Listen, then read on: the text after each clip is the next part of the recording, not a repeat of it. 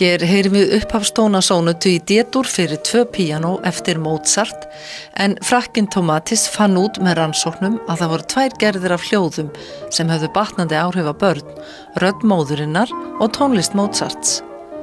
Tónlistanám fyrir ung börn hefur orðið ævinsælla og á Sauðárkróki til dæmis slíkt í boði fyrir 1 til 3 ára gömul börn.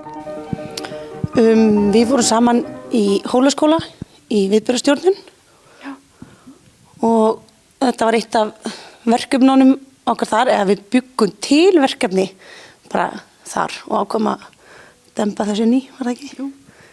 Komumst að því að við vorum með rosalega margar hugmyndir sem að pössuðu vel saman. Já. Og sumt að ég var náttúrulega sömu hugmyndirnar. Já. Og ég held þetta hafi verið í svona markasetningu og ég man ekki hvað fæði var sem vorum með. Já, eða hvort við vorum bara að spjalla milli kennslustunda. Það getur líka alveg að vera. Við vorum eitthvað að hripa niður hugmyndir svona. Hvað okkur langaði til þess að gera. En við allan skiluðum inn verkefni svona námskeið og fengum rosalega góð engun fyrir, þannig að við ákveðum bara að kýla á námskeið bara strax bara haustið. Þannig að við vorum með námskeið þannig fyrst alveg upp í 6 ára. Já, það var tvískipt hjá, eða ekki? Tvískipt, jú. 1 til 3 ára og svo upp í 6 ára. Og þau eru 1 árs. Hvernig gengur að kenna 1 árs gömlum börnum tónlist? Það gengur ótrúlega vel. Bara vera þolinmóður. Það þarf að vera þolinmóður. Svolítið fljótur að skipta, þannig að maður þarf að vera annarkvæmt vel skipulagður eða hafa alltaf flæðandi hugmyndaflug í rauninni. Bara vinna hratt. Já. En sko, hvað er það að kenna þeim að hlusta á tónlist? Hvað er það að kenna þeim? Já, við syngjum, við hlustum. Í dag ætlum við til dæmis að reyna að vera með dans, þar sem eru 2 form og þau þurfa að hlusta eftir formunum. Þannig að það er nú kennslu hlustun. Já. En foreldrarnir taka alltaf þátt með, þannig að við erum bara ekki með hópa af börnum sem standa og vita ekkert hvað að gera. Við erum með rosalega góða aðstofamenn. Já. Er það kannski líka það að kenna foreldrum að nýta tónlistina í uppbyldinu? Já, í rauninni vonum við þess allan til þess að þetta skilji eitthvað eftir, þannig að þau farið þá heim og geti verið að syngja kannski lögin með það. Já, ég held það.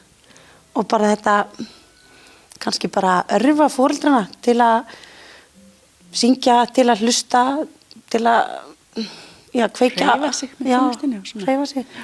Er þetta kannski bara svolítið feimni að fólk þorir ekki að fíblast og láta þessu vilsingar? Já. Ef ég á að taka bara eitt rosalega gott dæmi, bara morgunstund hjá okkur í morgun, þá var dansaður hérna fugladansin yfir með tampustum tennurnar inn á baði sko í morgun, og ég reyndar að sagði þá að ef einhver sagði til okkar þá myndi haldið værum klikkuð, en svona er bara fjölskyldulífið með mér. Þannig að þið dreifið því bara yfir aðra hérna. Já. Algjörlega. Alveg. En sjáu þið einhver sérstök merki hjá börnum? Er tónlist í öllum börnum? Já. Ég myndi segja það. Já. Það er svo yndislegt í rauninni, ég er náttúrulega búin að sjá það á mínum börnum núna, að þau virðast muna alveg frá því það sem þau heyra inn í manni. Mín bara til dæmis, það virkaði alltaf best á eftir við voru fædd að syngja lögin sem ég hefði jafnvel sungið þegar ég var ólétt. Og þau virtust þekkja þau og það var það sem róaði þau. Þannig að það er alveg ótrúlega hvað þau muna og hvað þau heyra og hvað þau skynja, hvernig snemma munin á lögum, munin á tilfinningum og rytma í lögunum. Hvernig sér maður þetta á þeim? Það eru svipbriði, það eru, þú sér bara líkamsbeitingu og annað. Stundum verða börnin ótrúlega sorgmætt eða þú spilar á orgel eða eitthvað sem er í molltóntegund. Það fór nú bara einn að gráta hérna síðast af því að það var spilað eitthvað lag sem hann bara var hálfhræddur við eða fannst sorglegt og hann bara þoldi það ekki, þannig að maður finnur það bara á krökkunum. Já, það er náttúrulega alveg stór munur á að vera í dúr eða moll. Það er stór munur á að vera í stór munur. Það var eitthvað skelkaður hann einn, en það lagast. Það er engir hæslutímar. Þannig að þetta er ekkert mýta með að börn þekki tónlist. Alls ekki. Og að Mozart hafi áhrif alveg inn í móðurkvið, það er heldur ekki mýta.